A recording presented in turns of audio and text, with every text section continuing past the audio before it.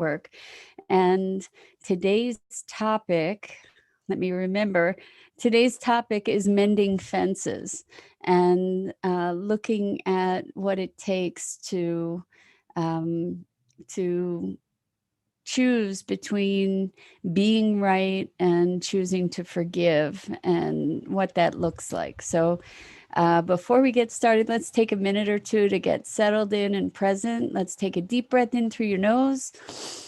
Hold it and imagine clean, crisp oxygen just flooding your lungs and flowing into your bloodstream and nourishing all your cells and all your organs and bringing vitality and health and life into every part of you. And as you exhale any tension, any stress.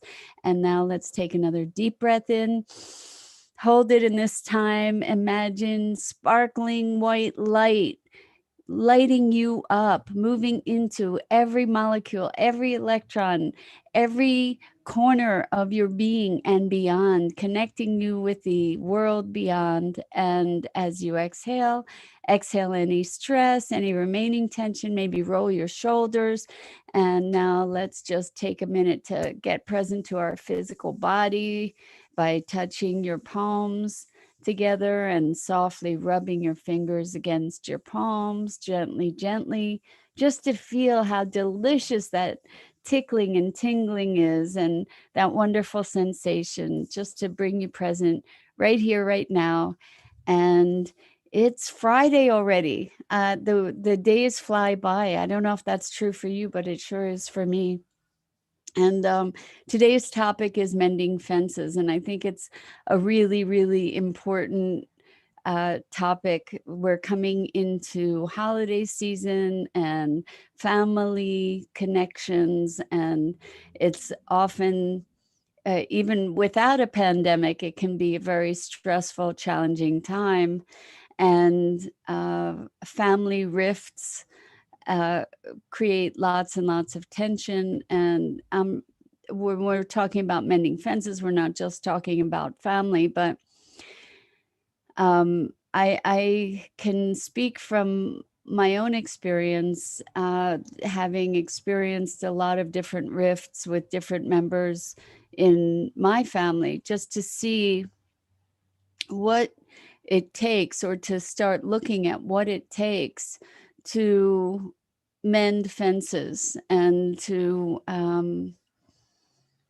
heal relationships. And I think we get to look at this in all different contexts. But hello, Vanessa. Welcome, welcome. So good to have you here. Thanks for saying hi.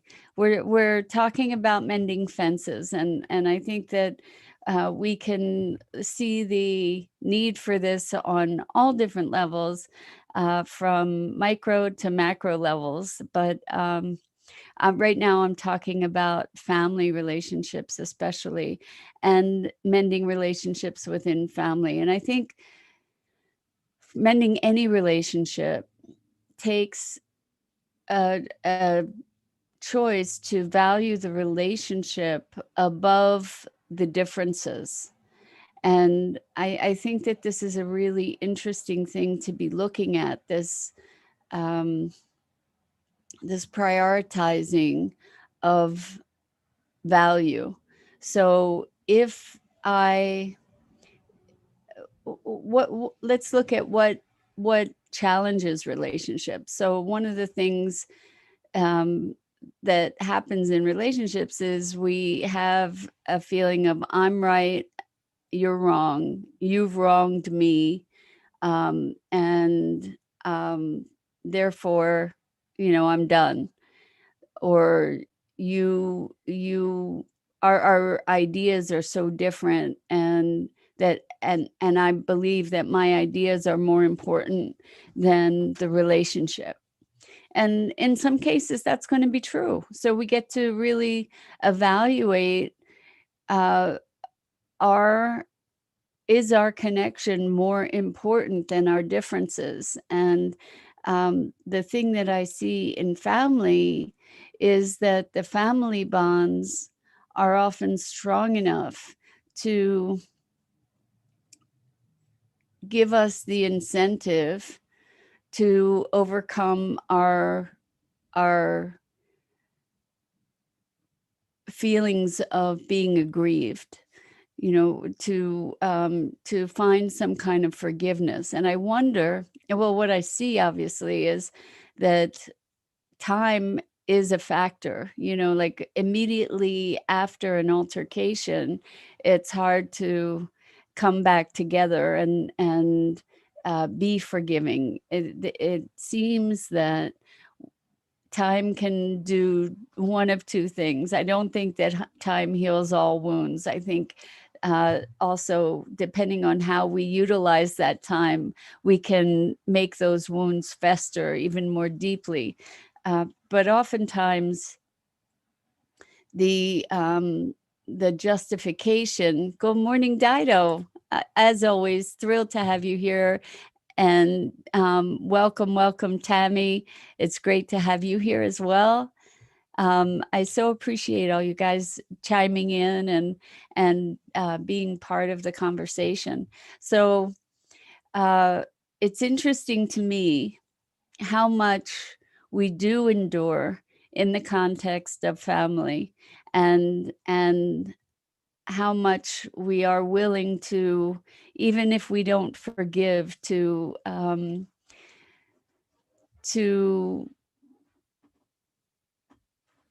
the best word is endure, I guess.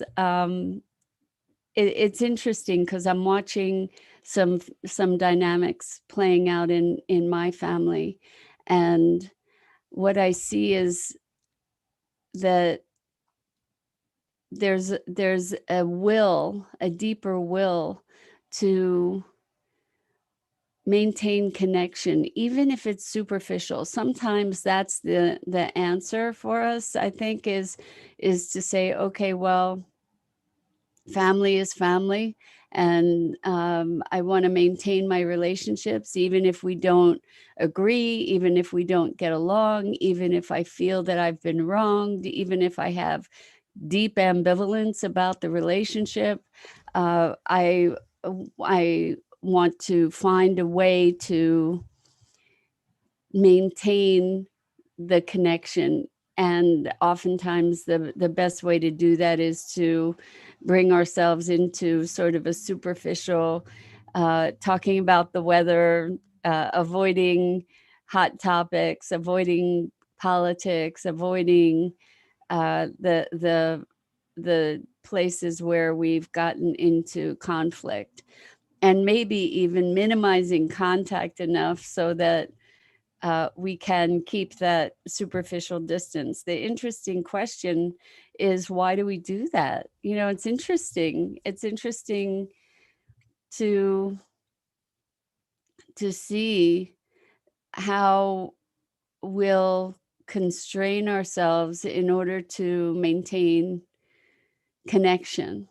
And I don't have answers for this. I just find it really fascinating. And I do, particularly with family, I do believe that if we can find a place of reconciliation, even if it is on a superficial level, some place of peace within, that's in alignment with ourselves, that doesn't violate our own values, that allows us to be in alignment and authentically engaged on whatever level. It's such an interesting dance, to say, is it more important for me to be right? Because this is often a source of conflict in families, right? I know better, or um,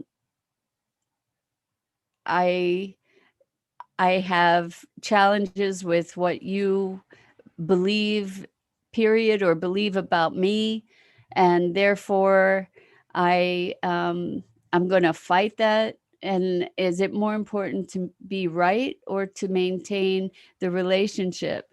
And so Tammy says it's what we don't say to keep peace in the family. So it's interesting, Tammy, that we call that peace, because really it's just like all this turbulence brewing under the surface, right? That we're pacifying by being polite or whatever.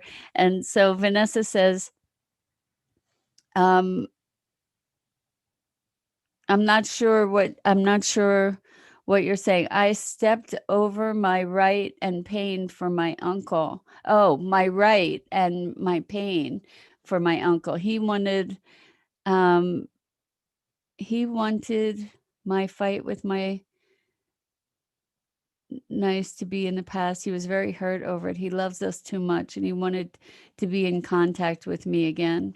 So what I'm understanding, Vanessa, is that there was a challenge uh, that you had with your uncle, and he was very hurt, and he wants to be in contact, and you're not so sure. Is that essentially what the situation is? It's interesting. I remember there were feuds in my family it's usually over silly stuff. Um, Vanessa says, sorry, I'm from Holland. Don't be sorry. That I love that you're communicating. I loved my uncle enough to let it be in the past. I just don't want to talk about it. I was in a fight with his daughter. Oh, I understand. Okay. So you were in a fight with his daughter, and he's upset that you guys are fighting, and he wants to make it be better. And you love him. You just want to let it be in the past and don't want to talk about it. I get it. And, and you know, um, I used to be somebody who had to talk everything through. And and what happened a lot in trying to do that was that it often dug the hole deeper.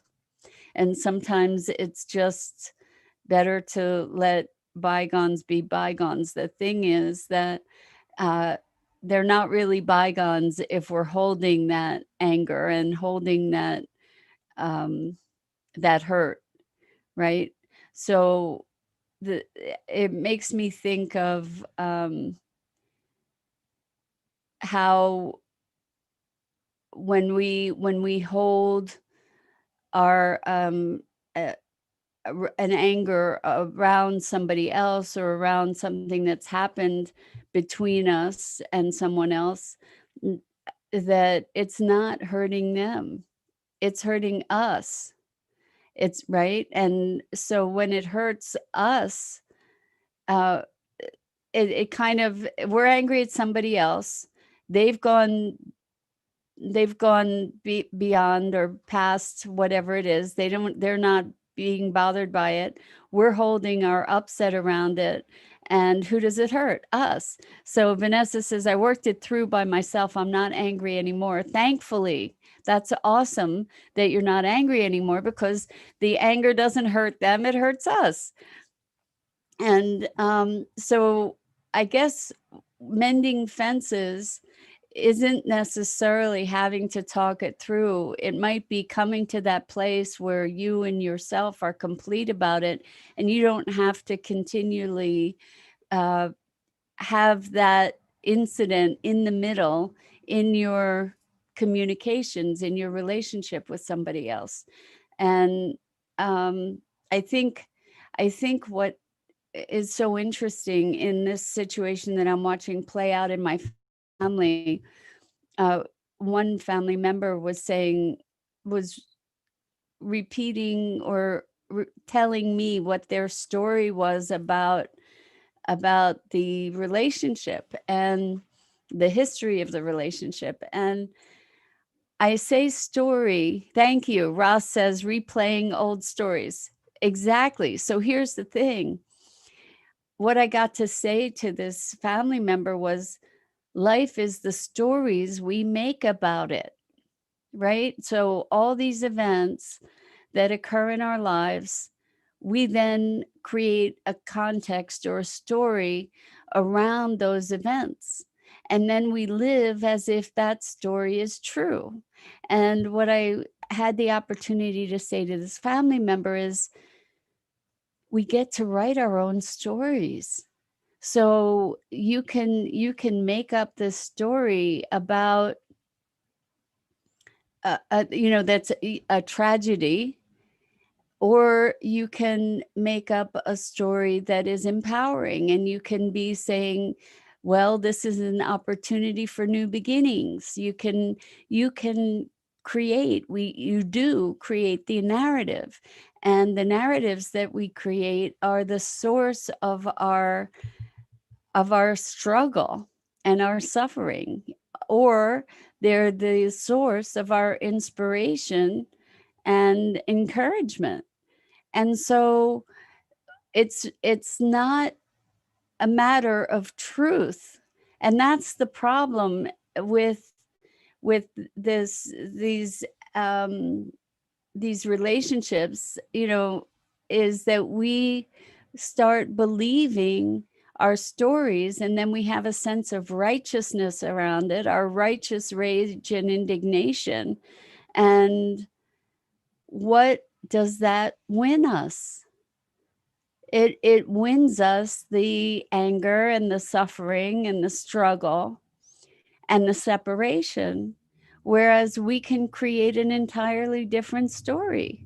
We can say, this person did this to me. Well, and I'm not saying this is in all cases. There are times when people are just doing bad things repeatedly, and you have no responsibility to be putting yourself in that circumstance. In fact, you get to look at how not to. However, the thing that I see in my family and I see in life is that when we allow people to be who they are and not make who they're being about us, like, it's not about me that you're snippy or short-tempered or insulting or whatever. It's about you. Instead, if I'm able to allow that and not take it in, then it gives me freedom to choose how to navigate that situation, instead of feeling reactive or feeling indignant, or because if you're insulting me, that's really on you. It's not about me unless I choose to make it about me. And the things that I get indignant about are, again, hurting me because I'm indignant, right? I'm having that upset. I'm experiencing that upset and rage. And sometimes that's a healthy thing. I'm not saying that there aren't moments where it's a survival strategy to be able to get angry and indignant. Sometimes that's exactly what's called for. And the thing is, when we harbor those things internally, that's where it becomes self-destructive. And what we get to do is what Vanessa did, is she worked it through, and she's not angry anymore. She's released the anger. That's an important thing for our own well-being. And so part of the mending fences thing is not so much about the other person, but it's more about our own welfare and our own well-being. And I think this is an important thing, especially as holiday time arises, because holidays can be super, super stressful. And now we've got an already stressful environment with COVID and other world circumstances. That, hello, Christina, welcome back. It's great to see you here. She says freedom. Exactly. It's about freedom. The freedom to choose, the freedom to breathe, without being laden down by all these intense and potentially negative emotions, right? Freedom to be more fully ourselves, because frankly, I don't believe that any of us, when we get to choose in the ultimate way, I don't believe any of us would choose to be angry. That's not our most desired state, let's say. In certain instances, like I said, anger can be a profound defense and survival mechanism, and it can be valuable in that capacity. And at some point, that anger really starts to consume us.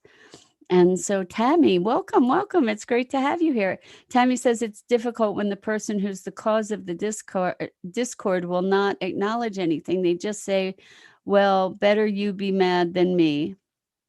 Okay, so Tammy, you might not like hearing this, but it's never one person. So the person who's the source of the discord did whatever it is that triggered you. And I'm going to say that really, in a certain way, we are each the cause of our own discord, because we're the ones that are reacting. So while I can say it's you that are the source of the discord, because you are the one that's responding that way, like you're experiencing the discord, it's in you, and it's the way that you're experiencing what that other person is doing. And this is a hard pill to swallow, because I'm not blaming you in any way. It's not about blame. What it is about is responsibility. And when we allow ourselves, Vanessa says it's not about them, Tammy, we're sort of saying the same thing. Here's, like I said, it's a hard pill. So just bear with me here while I try and make it make sense. When we recognize that we are the ones that are reacting, that we are the ones that are responding, when we recognize that we have ultimate choice, maybe not in the moment, we get reactive and this person did that and I'm really angry that they did that.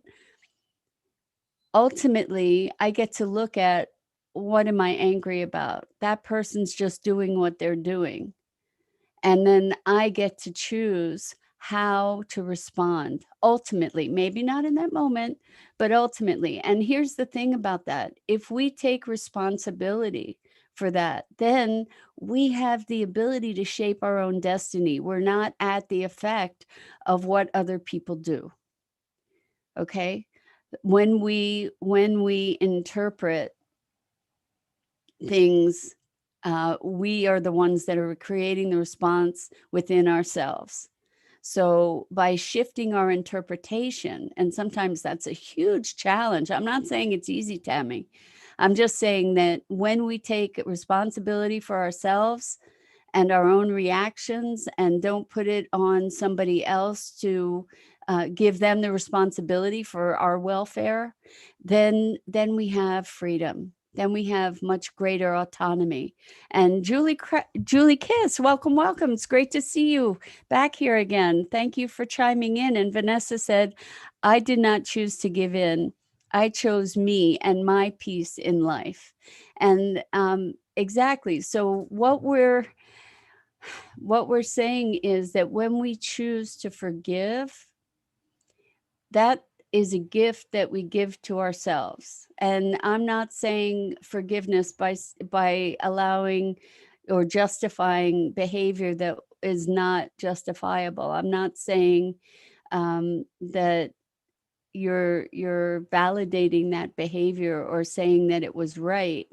What I'm saying is that we get to release ourselves from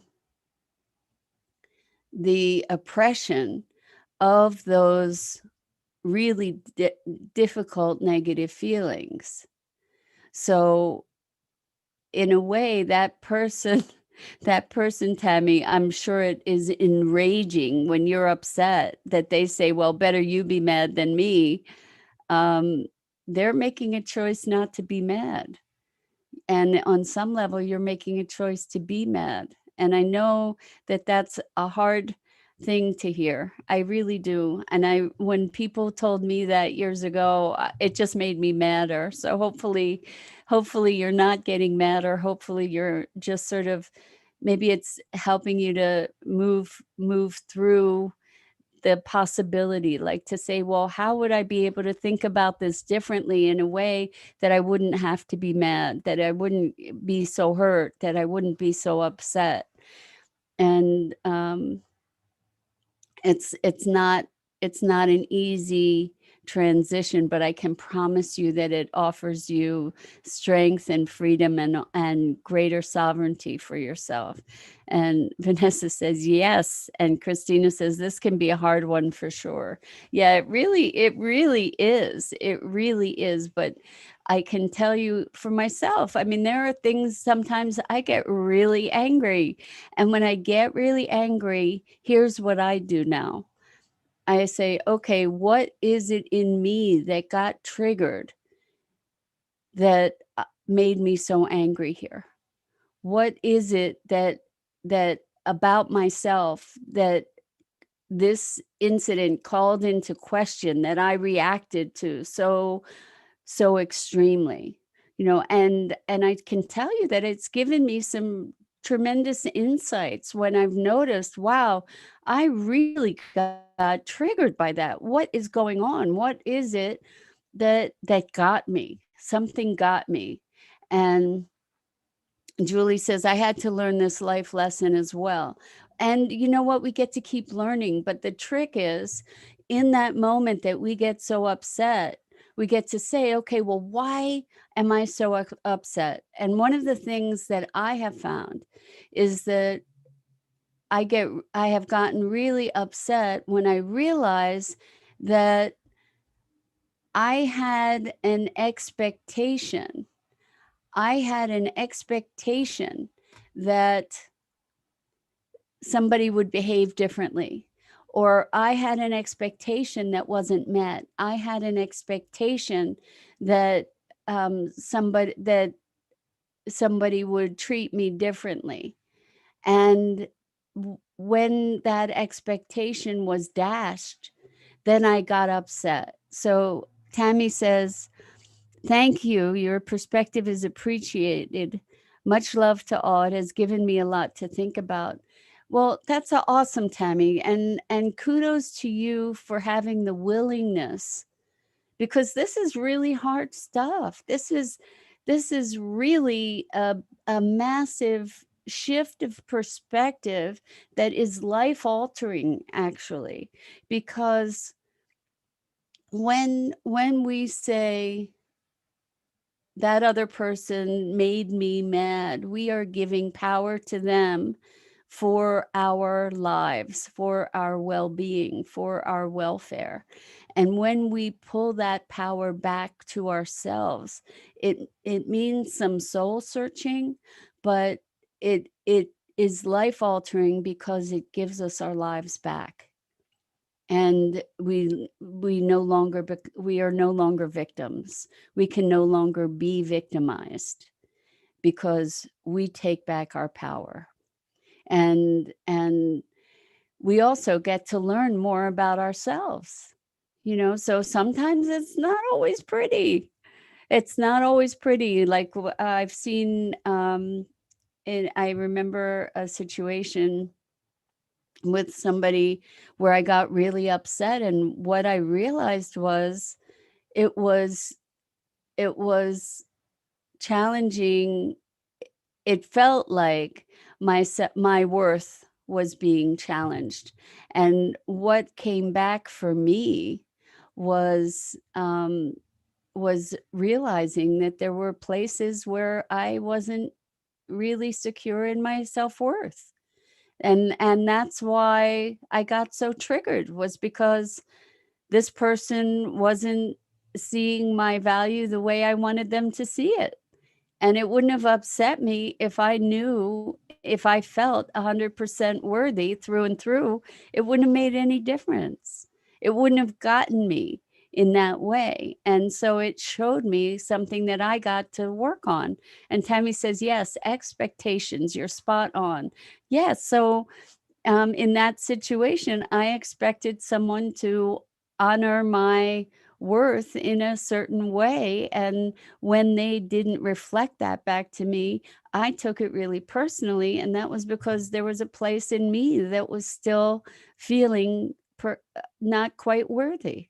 So I think if we use our experiences with others and our altercations, and we take back ownership, then it makes it a whole lot easier to mend fences. Because if we recognize that our upset is and the triggers that were triggered are opportunities for us to grow and evolve, we can also sort of heal those wounds.